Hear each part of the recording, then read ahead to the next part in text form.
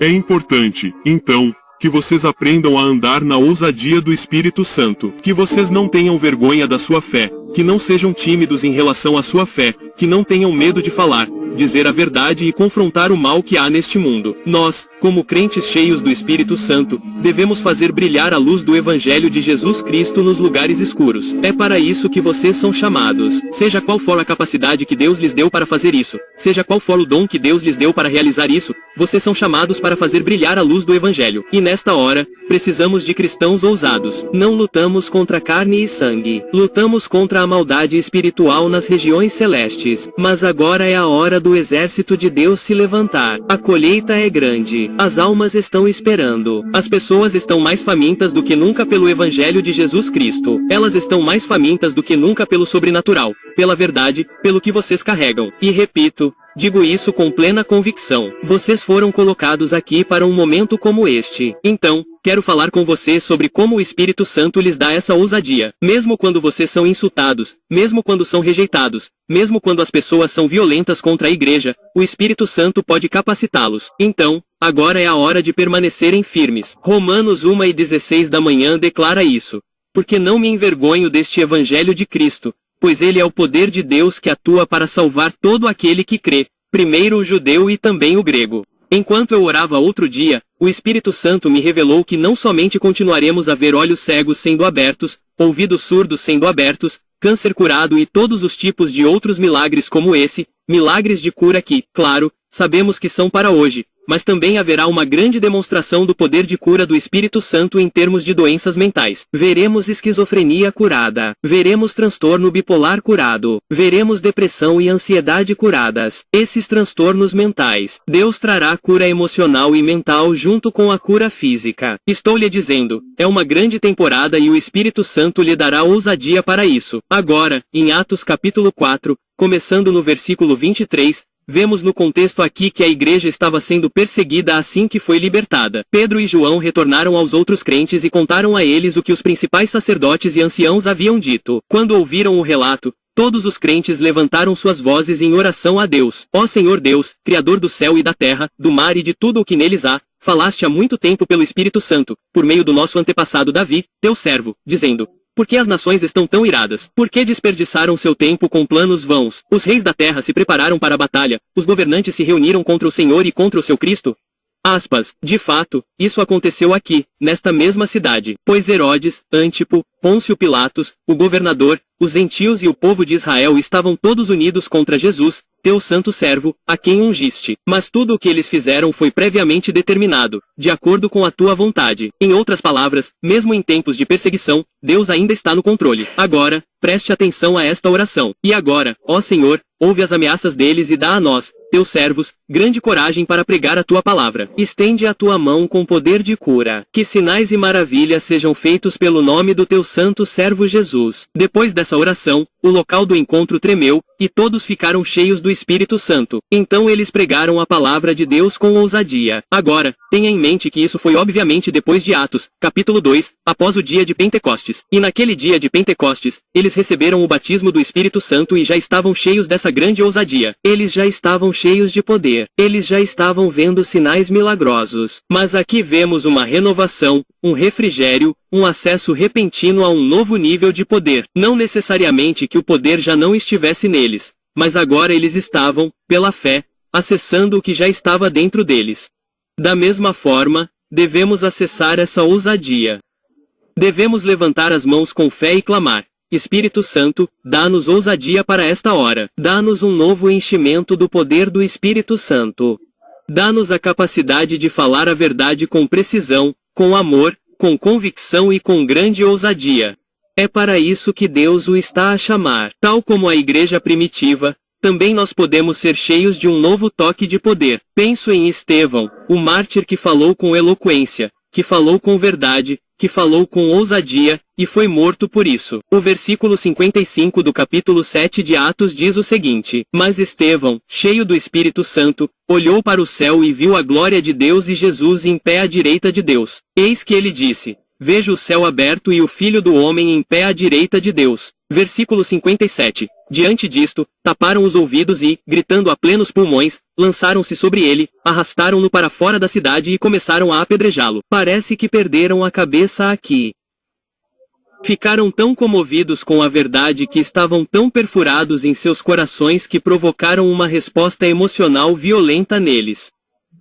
Eles taparam os ouvidos. Não queriam ouvir a verdade que estava sendo dita. Enquanto isso, as testemunhas depositaram seus mantos aos pés de um jovem chamado Saulo. Isso é importante, como sabemos. Mas o versículo 59 diz: enquanto o apedrejavam, Estevão orou: Senhor Jesus, recebe o meu espírito. Então, ele caiu de joelhos e clamou: Senhor, não lhes imputes este pecado. Quando ele disse isso, adormeceu. Então, aqui vemos alguém sendo martirizado por declarar a verdade do Evangelho, por dizê-la como ela é, por dizer o que Deus disse para dizer, como Deus disse para dizer, quando Deus disse para dizer, a quem Deus disse para dizer, e não houve desculpas. E esse é o espírito com o qual a igreja deve aprender a operar novamente.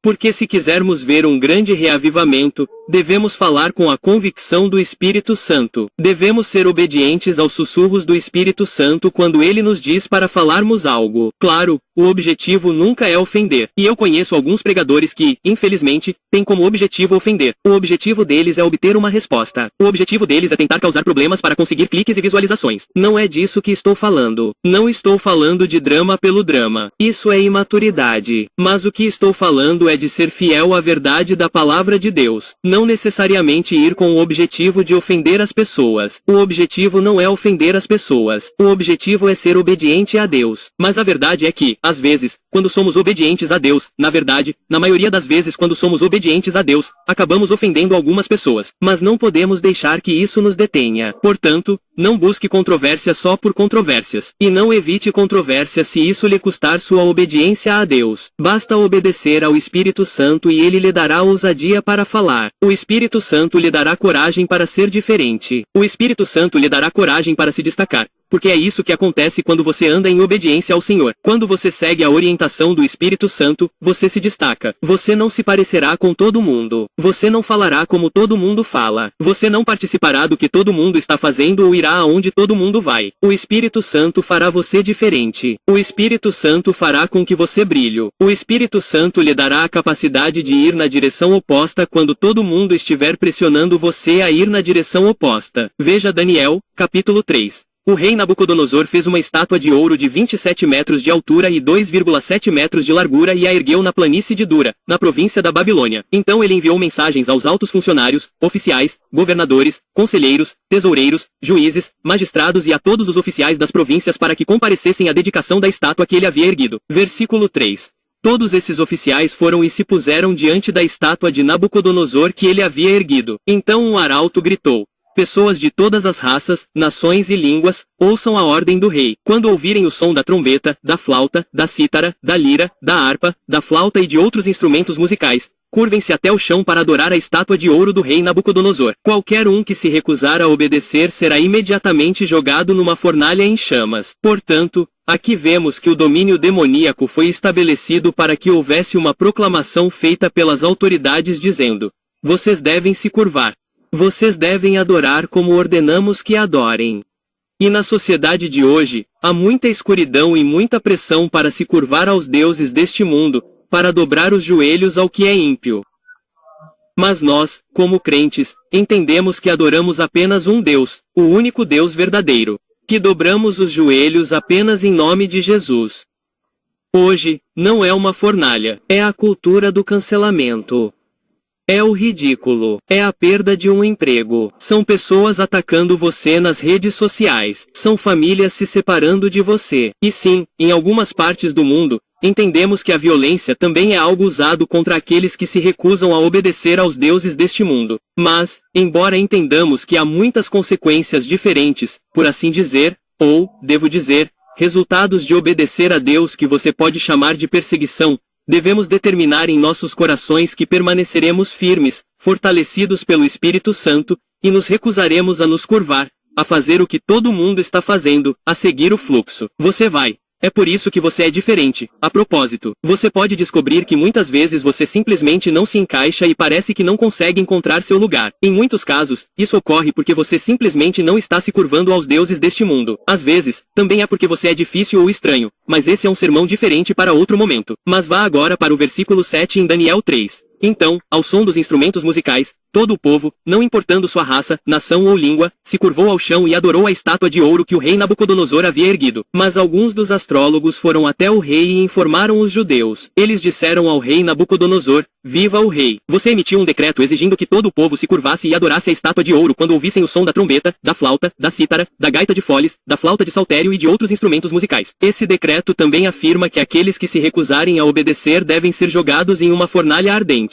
Mas há alguns judeus, Sadraque, Mesaque e Abed-nego, a quem colocaste como responsáveis pela província da Babilônia. Eles não te dão atenção, majestade, pois se recusam a servir a teus deuses e não adoram a estátua de ouro que ergueste. Eles se recusaram a se curvar, e tinham posições de poder e influência. Eles poderiam ter uma vida confortável, mas se recusaram a se curvar. Agora, o interessante é que quando foram confrontados, eles disseram: "Nosso Deus é capaz de nos salvar deste fogo. Nosso Deus pode nos arrebatar do fogo. Sim, nosso Deus pode impedir que sejamos feridos, é claro.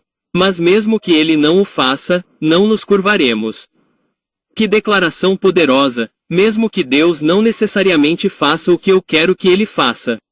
Mesmo que Deus não necessariamente me dê o milagre que eu quero, exatamente quando eu quero, eu ainda não vou me curvar. Eu não vou mudar de ideia. Decidi seguir Jesus, e sei que você também decidiu. Em Atos 4:13 da manhã, lemos: "Os membros do conselho ficaram admirados ao ver a ousadia de Pedro e João, pois perceberam que eram homens comuns, sem nenhuma instrução especial nas Escrituras. Também os reconheceram como homens que haviam estado com Jesus e passado tempo na presença dele."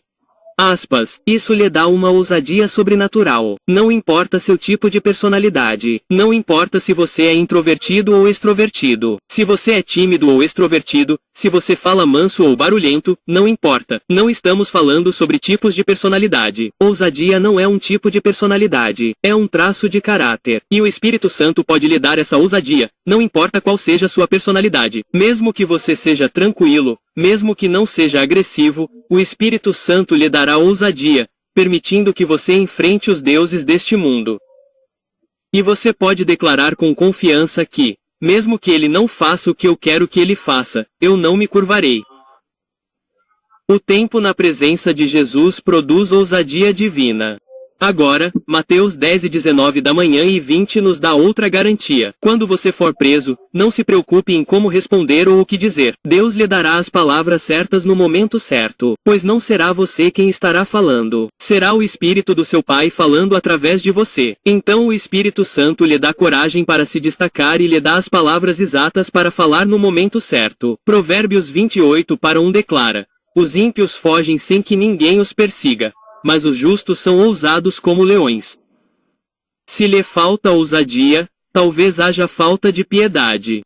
Se você tem justiça, haverá grande ousadia. Agora, se esta mensagem está desafiando você, inspirando você, mexendo com você, e você quer que a igreja acorde, se você está cansado de ver a igreja dormindo, então faça a sua parte agora mesmo, deixando um like neste vídeo para que você possa realmente espalhar o ensinamento. Ao curtir este vídeo, você está ajudando ele a aparecer em mais feeds e alcançar mais pessoas. Além disso, se você quer continuar recebendo sermões cheios de verdade como este, então não deixe de se inscrever no meu canal agora mesmo e clique no sininho de notificação quando você se inscrever para que você possa realmente ser notificado. Se você não clicar no sininho de notificação, ele apenas notificará você. Às vezes eu nem sei exatamente como isso funciona, para ser honesto, mas certifique-se de clicar no sininho de notificação para que você possa continuar recebendo notificações. Agora, o Espírito Santo lhe dá o poder de realizar o que ele destinou você a fazer. Pense em Timóteo. Paulo escreve a Timóteo porque Timóteo estava sendo desafiado por causa de sua idade. As pessoas o estavam menosprezando por ser jovem e inexperiente, e por causa disso, ele ficou um pouco intimidado por aqueles que duvidavam do seu chamado. Mas aqui está o que lemos em 2 Timóteo 1:6-8. É por isso que eu te lembro de atiçar o dom espiritual que Deus te deu quando impus as minhas mãos sobre ti.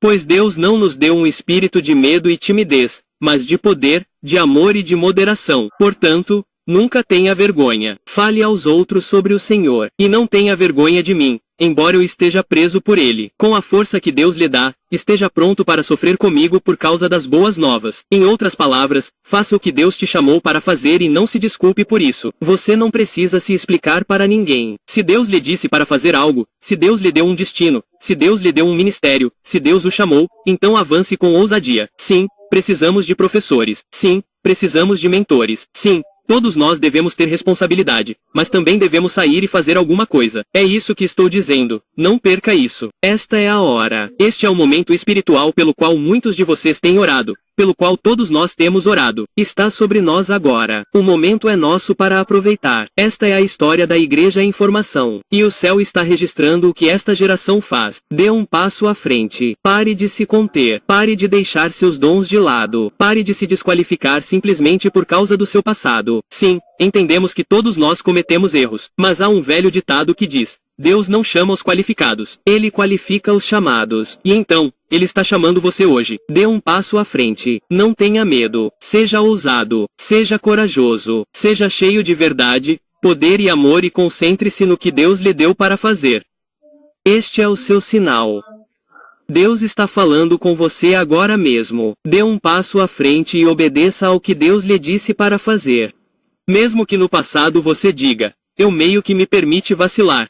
Não fui tão ousado com minha fé, ou há tantas oportunidades perdidas que consigo ver apenas olhando para trás na linha do tempo da minha vida. Aspas. Ok, deixe-me dizer uma coisa. Primeiro de tudo, 1 João 1:9 nos diz que se confessarmos os nossos pecados, Ele é fiel e justo para nos perdoar os pecados. E sim, esse foi um pecado de omissão. Aquele que sabe fazer o bem e não o faz, comete pecado. Mas Deus ainda pode perdoá-lo. Esse não é o pecado imperdoável. E Paulo escreve que esquecemos as coisas que ficaram para trás para que possamos prosseguir para o que está à nossa frente. Pense em Pedro. Pedro negou Jesus 3 vezes com firmeza, depois de ter andado com ele, depois de tê-lo conhecido, depois de ter feito amizade com ele. Ele negou aquele que amava. Ele negou aquele que o amava. No entanto, Deus o restaurou. E vemos Pedro em uma ocasião nos evangelhos negando que conhecia o Senhor Jesus. E mais tarde no livro de Atos, o vemos proclamando o evangelho com ousadia e sem concessões. Qual foi a diferença? Foi o derramamento do precioso Espírito Santo. Deus não o culpou por isso e disse: bem, você já perdeu oportunidades. Você já me negou, então estou te colocando de lado. Não vou te usar nunca mais. Não, Deus é gracioso. Deus é misericordioso. Isso não nos concerne. Então, é claro que Deus usará aqueles que cometem erros. Então, Deus está levantando você agora para este momento, apesar do seu passado. Talvez você sirva ao Senhor. Você era apaixonado por Ele e então caiu nas coisas deste mundo e agora voltou e sente que desperdiçou tanto tempo que nunca mais recuperará o chamado que Deus tem para você. Isso é uma mentira do inimigo. Deus pode redimir o tempo e Deus não está limitado aos cronogramas humanos. Tudo o que importa agora é que você aproveite o momento. Que você se renda ao precioso Espírito Santo e diga: Precioso Espírito Santo, capacite-me para fazer o que me chamaste para fazer. 1 Pedro 3:14 da manhã diz: mas, mesmo que você sofram por fazer o que é certo, Deus os recompensará por isso. Portanto, não se preocupem nem tenham medo das ameaças deles. Aspas. E então vemos em 1 Pedro 4:14 da manhã que a perseguição traz glória. Observe isso agora. Se você for insultado por levar o nome de Cristo, será abençoado, pois o Espírito da glória de Deus repousa sobre você. Você conhece aquelas pessoas com quem convive e consegue sentir a presença tangível de Jesus em seu ser. É como se elas entrassem em uma sala, a atmosfera muda ao falar com elas. Você consegue sentir o peso da glória de Deus. Quando elas falam palavras, há poder divino apoiando essas palavras. E apenas por estar na presença delas, você consegue sentir a presença do Espírito Santo, fisicamente. Bem, esse é o Espírito da glória que repousa sobre elas. E quando vocês suportam insultos, quando vocês suportam perseguição, quando vocês suportam rejeição, essa glória se intensifica sobre vocês. Pensem em Estevão, o mártir. Lemos o contexto logo no início da mensagem. Houve um momento ali em que seu rosto começou a brilhar intensamente. Essa foi a manifestação da glória. Por quê? Porque enquanto a perseguição o pressionava, a glória brilhava sobre ele. Quanto maior a pressão contra a igreja, maior o poder sobre a igreja.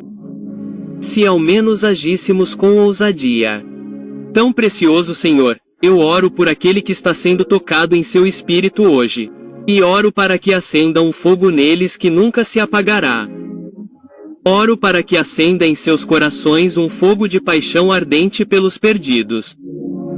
E Senhor, dê a eles esse espírito ousado, dê a eles esse espírito corajoso, dê a eles uma mente sã, e faça com que declarem a verdade com ousadia, não importa o que aconteça.